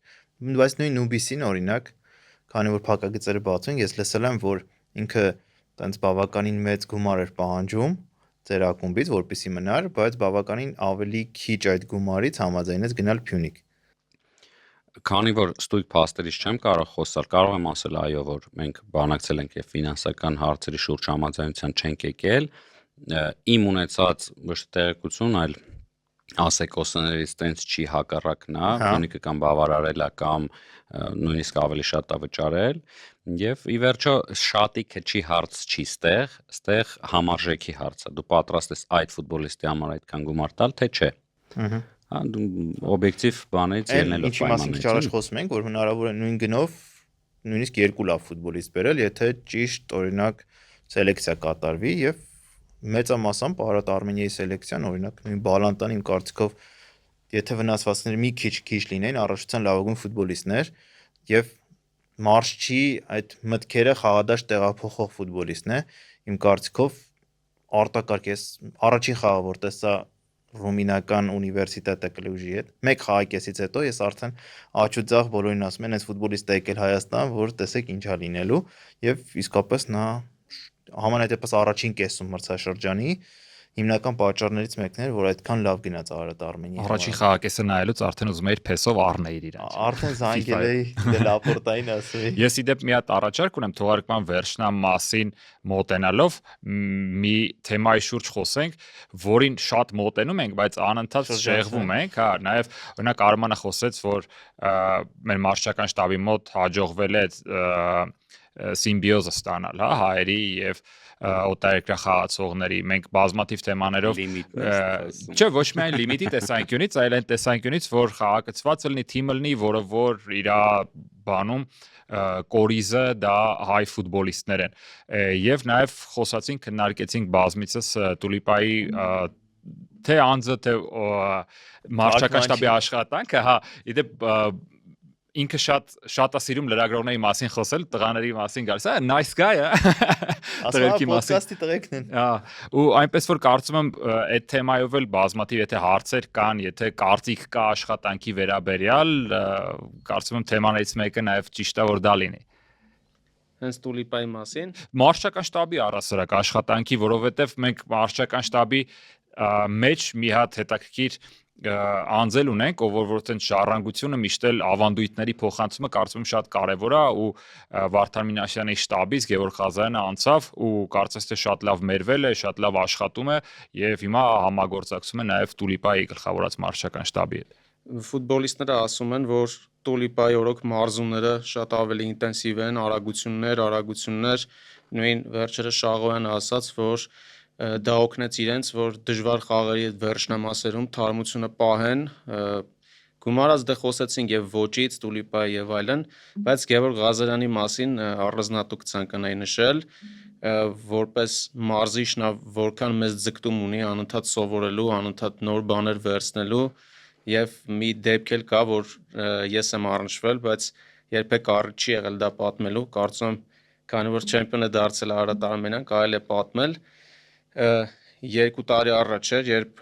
Մանչեսթեր էի գնացել, City մարզաբազայում է եւ ստորի է արել այնտեղից, միանգամից Գևորգ Ղազարյանը պատասխանեց, որ լինելու ես մարզմանը City-ի, ասացի չէ, բայց լինելու եմ City Brentford խաղին, ասաց լավ, մի բան խնդրեմ, եթե հարմար լինի, արա, ասեցի խնդիր չկա, ասաց մոտդ նշես City դարպասապահները, որ ժամին են դուրս գալու նախավարժանքի, ինչ վարժություններ են անելու, մյուս ֆուտբոլիստները երբ են դուրս գալու, ինչ են անելու, գնդակով են շատ մարզվելու, թե ուրիշ բան են անելու, եթե հարմար լինի նկարես, ասեցի խնդիր չկա։ Հիմա նայում ենք սովորական բան է, չէ՞, արտառոս բան կարծես չկա։ Չենք է դարձնում։ Բայց մյուս կողմից մտածում եմ Գևորգ Ղազարյանը հավաքականի անվանի ֆուտբոլիստ, լեգենդար, ոչ թե մյուս որ անիմաց լեգենդար են ասում, իրոք լեգենդար ֆուտբոլիստ, ինքը կարծես այդ ամեն ինչը 1000 անգամ անցել այդ ամեն ինչի միջով, իրեն կարող էր դա չհետաքրել կամ ինչ չդիմեր, որտեվ միշտ ուզում են նախկին ֆուտբոլիստները ավելի բարձր երևալ լրագրողների աչքերի առջև կամ Պեպ Գվարդիոլային խնդրել, եթե հա, ասենք նախկին ֆուտբոլիստները ուզում են ցույց տալ, թե իրենք արդեն ամեն ինչ գիտեն, բայց ինքը ուզում է ավելին, ավելի շատ ինֆորմացիա ու դա էլ ինձ համար միանգամից ցույց տվեց, որ նա ունի այդ ձգտումը ու ուրիշներից էլ եմ լսել, որ ունի այդ ձգտումը, դրա համար շատ կուզեմ, որ մյուս տարիներին նաև որպես գլխավոր մարզիչ ինչու ոչ նա այսպիսի տիտղոս ունենա։ Ես ինչքան հասցրել եմ նկատել, շատ դրական մթնոլորտ է մարշչական շտաբում ու միմյանց շատ լավ կարողանում են, չգիտեմ, օգնել, հուշել, Տուլիպան կարող է ցանկացած հարցում ինչ-որ մոտենալ, sense թաքուն հեռարձակման մեջ հայտնվում է կամ ստադիոնում լինում է, մոտենում է մի երկու բան ասում է, իրան լսում են,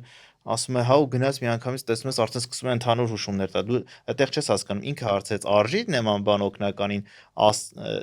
ասեմ ֆուտբոլիստներին ինչ դրա վրա դասում, թե ասած ինչ կասես, ինչ ասեմ, ինձ թվում է որ համ մեկն է լինում, համ մյուսը, որովհետև իմ կարծիքով կա ինչ-որ յուրահատուկ ներդաշնակություն նրանց շտաբի մեջ եւ երևի թե դա է նաեւ պատճառներից մեկը, որ նաեւ թիմում դրական մթնոլորտ ստեղծվեց, որովհետեւ ես նույն ֆուտբոլիստներից մեկից լսել էի, որ ինքը ասաց շատ լավ մարզիչների հետ եմ աշխատել, բայց ոչ ոք ինձ այսքան չի հասկացել, որքան Տուլիպան։ Եվ դա ազդել է իմ խաղի վրա, որ ես իմ լավագույն մրցաշրջանը անցկացնեմ Արարատ Արմենիայի կազմում։ Եվ հետաքրքիր է, որ Տուլիպան բախումներ ունենում է միայն Փյունիկի հետ խաղերի ժամանակ Փյունիկի մարզիչների հետ, Արարատ Արմենիայի նախկին մարզիչ Արտակոսյանի շտաբի հետ ինչ որ անընդհատ բախումներ են լինում, բայց դա մնացածը շատ հարգանքով են վերաբերվում։ Մենք էլ ասուլիսների տեսքով, որովհետև ես չեմ տեսել, որ որևէ մարզիչ այդքան մանրամասն խոսի խաղի մասին, որքան Տուլիպան հազվադեպ է եղել։ Շատ դետալային, նույնիսկ դժվար է թարգմանելը դա, մի պահ անգլերենով նաև ներկայացվում էր, շատ դետալային էր, դա ինձ կոնկրետ դուր էր գալիս։ Դե հիմա փրկվել ենք իշխանը որպես լավ իսպաներեն իմացող իրավիճակը փրկում է մեզ համար։ Ես էլ իմ կողմից մի հատ էլ փոքրիկ ուրիշ պատմություն ասեմ, այն հանգստության ու միասին լուծում գտնելու Լևոնի ծնունդներ այդ օրը Լևոնը չէր եկել պատճառ ուներ ու ես էլ ստադիոնում հասկանում ես որ ԲԿՄ-ի այդ խաղը դա չեմպիոնական կարևորության 3 միավոր է, ասենց քաոսային տրամադրություններ, ասենց գժված գլուխդ ուզում ես բռնես իջել եմ տրիբունայի ներքևը ու մեկ էլ տեսնում եմ Գաբրիելը, Գևորգն ու Տուլիպան լրիվ կատարյալ հանգստության մեջ, իրոք հանգստության մեջ կատակ չեմ անում, էլի, ես լրիվ խաղաղ, ինչ որ մոտ կոնկրետ դետալ են բանում, ոնց որ խաղը չեք պարտվում, էսի չեմպիոնական խաղ չի, դե մրցաշրջանը նոր ասկսի, այդ ձև հանգստությամբ իրանք իրավիճակն էին փորձում հասկանալ։ Ու այստեղ հասկացա հալավ որ դու ես ուրեմն պանիկայի մեջ։ Քեզանից բան կախված չի գնա տեղը տելի քո գործը արա ու այդ իրանց հանգստությունն է քեզ էլ է գալիս։ Այդ քո մասին էր, չէ՞ ասում։ Հա, Մյուս Գևորգազյանի Չէ, եւ լրիվ կատել։ Դե իմ համար առաջին անգամ էր ու ասում եմ, ես գլուխս կորցրած ասում խի ասենց կատարում, ոնց կարա ասենց բան լինի։ Իշտում եմ ներքև բան, նորայրին պետք է ինչ-որ բան հարցնեմ, ու եկել ասում, տեսնում եմ իրանց կատել հանգստությունը, որը ավտոմատ ասենց օթակաթիլայինով գալիս է քո վրա ու գնում ես գործ։ Բայց հետաքրքիր որ Տուլիպայի համար առաջին մրցաշրջանն էր, որ իր թիմը չեմպիոնության համար էր պայքարում։ Պորտուգալիայում ինքը այդպիսի հարցերի մեջ չի եղել, ուրիշ խնդիրներ են իր թիմերը լուծել։ Ճիշտ է, որպես ֆուտբոլիստ Տուլիպան մինչև 20 տարեկանների աշխարհի չեմպիոն է դարձել Պորտուգալիայի հավաքականում Ֆիգուի եւ Ռուի Կոշտայի հետ։ Խաղացել Կառլոսի դեմ։ Այո, բայց որպես մարզիչ սա առաջին դեպքն էր։ Այո, էդի նաև իրանց համար կարծում եմ կարևոր ու փորձառության փորձի առումով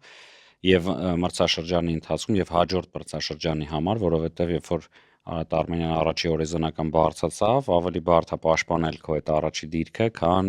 մեկի հետևից sense կապած գնալ, էլի, եւ դա պահանջում է հենց այդ, չգիտեմ, հայերեն ոնց է վիձերշկան, էլի, այդ հանգստությունը, այդ իրավիճակին տիրապետումը եւ նաեւ իր բնավորությունն է կյանքում ես իրան օրինակ երբեմն նույն Գևորգին ասում ինքը այդպես չղայնանում է ամիշ որտեղ ֆուտբոլիստին դիսցիպլինա է պետք եւ երբեմն ասենքն խաղեր են լինում տեսնում ենք որ sense օրինակ Ալաշկերտի հետ էլ պատմություններից մեկը խաղը երբ որ պարտություն եղավ ես թիմին հավաքել էի շատ այդպես կոշտ խոսակցություն ունեցանք առայն որ sense խաղեր չի կարելի անցկացնել որովհետեւ հարցը ոչ միայն միավորներն են հաղթանակ պարտությունը թիմի վերաբերմունքն է խաղին երբ որ դու տենց կոմֆորտ զոնայի մեջ ես միգուցե մի քիչ մտքով արդեն այլ տեղեր այդ առաջին տեղ բան քեզ թուլացնում է պետք է այդ բային հավաքվել այդ բային մեկը պետք է ոնց որ քեզ ձգի էլի եւ կասկածները օրինակ Տուլիպայի եւ մարշական շտաբի վրա կա որովհետեւ առօրյան որ շփվում ես բոլորը sense շատ համեստ շատ իդեպ Հայաստանին sense մի այլ տիպի լավ վերաբերվող այն իմաստով որ հարգանքով բոլոր չգիտեմ իրենց էջերին եթե հետևում եք տենց տոները կպոստ կանեն բան կանեն նաև հայ խաղացողների հետ կապված երբեմն նաև պատկերացեք որ խոսում ենք ասում ենք ես հային դնում օրինակ այս դիրքում երբ որ օրինակ այս մեկ ուրիշին պետքա դնես էլի տենց հարց է միշտ հակառակն է լինում մարզիչները ասում են դե բան այլ լիմիտի համար պահեն կամ բանը ինքը ոնց որ հակառակ ուղղությամբ լիներ էլի մեր հայերիս հետ հակառակ դիրքից էր էլի խոսում բայց հենց նույն Գևորգը ասում էր չէ որ ինքը ֆուտբոլի ժամանակ երբ որ մեջնա էլի ու որ որակազրկված էր նույն որ խաղն էր ինքը նոյի խաղն տանիքից գորգռոցը եւ այլն բան էր երևում էր էլի ինչքան է ինքը խաղի մեջ Իդեպ բան, էդ էլ ասեմ դրես կոդի հետ կապված մի անգամ հիշում ես քեզ չէ ասել։ Ասացի մի հատ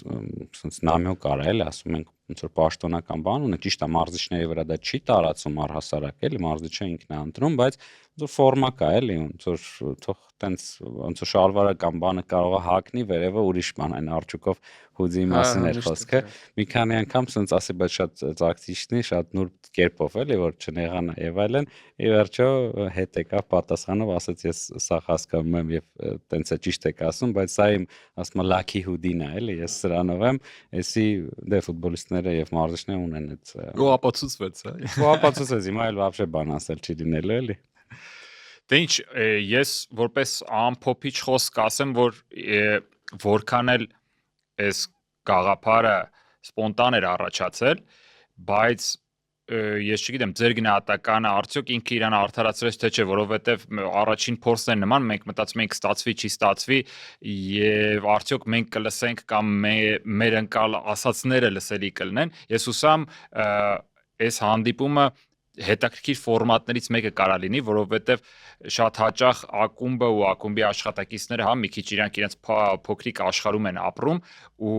միշտ չի որ կարող են կողքից լսել, իսկ մենք հանդիպում ենք գործի մեջ։ Ես բարբերաբար ասուլիսի ժամանակ ասենց հեսա մարշին բերում եմ, նստեք հեսա պատրաստվեք, ռեք եւ այլն, այդ վիճակի մեջ կորում է այն անմիջական շփումը, որը որ շատ հաճախ դրա կարիքը լինում է։ Միանշանակ մենք կողմ ենք, ես ու Հայկը այնքան հարցեր ունենք, այնքան մենք ամբողջ օրը կարող ենք նման թեմաներից խոսել, դրա համար ինչքան հարցնենք, կհարցնենք կամ թեմա բացենք,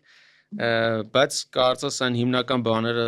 համ ասացինք, համ հարցրինք ու ուրախ կլինենք, եթե շարունակական լինի ու մյուս ակումբներն էլ նման ձևաչափեր ունենան։ Դե ինձ թվում է Արմանի համար ամենահետաքրքիրը Տուլիպայի հետ, Իշխանի հետ ներկայությամբ հանդիպումը կլինի։ Կարա լինի սպորտային տնօրենի հետ էլ կարա հանդիպում լինի ակումբի այլ աշխատակիցներ։ Մենք իդեպ հիշես էջի համար էլ էինք մեր փոքր սենց նկարանումներ էինք անում ամեն մի ակումբի յուրաքանչյուր աշխատակից այս կամ այն ոլորտից կարճ իր գործի մասը ինչ որ պատմություն բաներ ներկայացնում։ Բժիշկները կլինեն, չգիտեմ, թիմ Այս մրցաշրջանի սկիզբ, նաև Ռաֆայելը Բրակալի նոր այրը այո, Սուրեն մի քանի շատ բժիշկ եկան, այո, որ բանը ներկայացնեն էլի ինչ է ակումբ կատարում, որտեվ այդ փակը ես միայն կողմնակից եմ որ դռները բացվի, այս էլ համատեղ աշխատանք է պետք, բզող է պետք էլի։ Ես էլ իմ կողմից ասեմ, որ ես շատ կուզեի շարունակական լիներ եւ ինձ որպես ֆուտբոլի երկրպագուի հետաքրքիր կլիներ լսել թեկուզ դուք ձեր մեջ հավաքվեք քննարկեք ակումբի աշխատակիցներով պարտադիր չի ինչ որ լրագրող լինի, մեկնաբան լինի, կարող եք ինքնուրույն էլ նաև քննարկել եւ յուրաքանչյուր մարդ լինի թիմի մերսողը, լինի, չգիտեմ, այլ պաշտոնի մարդ, իր տեսանկյունից ակումբը ինձ հետաքրքիր է, որովհետեւ ամեն մեկը տարբեր կերպ կարող է ներկայացնել եւ եթե չգիտեմ, օրվա, չգիտեմ, շաբաթը մեկ լինի, շատ մեծ հետաքրքրությամբ կնայեմ, որովհետեւ տես մենք այսօր առաջին անգամ հանդիպեցինք, ինչքան տենց գլոբալ թեմաների կպանք, իսկ դրանք էլ են հետաքրքիր, բայց նաեւ թե օրվա ընթացքում որ ֆուտբոլիստն է առաջինը գալիս մարզմանը, ով է վերջինը գնում, մարզումներից հետո ինչեր են անում, նման բաները նույնպես կարող է հետաքրքիր լինել եւ այդ հերթով կարող է գալ նաեւ դրան այդ թեմաներին հասնել։ Կապ ունի ով ինչքան ժամանակ է ակումբում։ Օրինակ Արարատարամենյան 6 տարի չեմպիոն չէր դարձել, չէ՞։ Մի բան է որ դու այդ 6 տարին էլ ակումբում ես եղել ու սпасել ես, մի բան որ կեսից ես եկել, այդ զգացողությունները տարբեր են։ Դրա համար ամեն մեկի տեսանկյունը հետաքրքիր է։ Դե Համբարձումյան Արմենն է պետք որ գա։ Առաջին պատմի ինչա տեղի ունեցել։ Համբարձումյան Արմենը ու մրցաշրջանի կեսից միացած ինչ որ ֆուտբոլ Երկրպագու կարող է լինել, գալ իր կողքից կարծիքը հայտնել եւ այդպիսի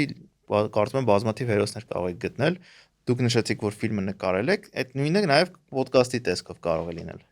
Դե հետաքրքիր գաղափար։ Մերսի շատ հանդիպման համար հրավերը ընդունելու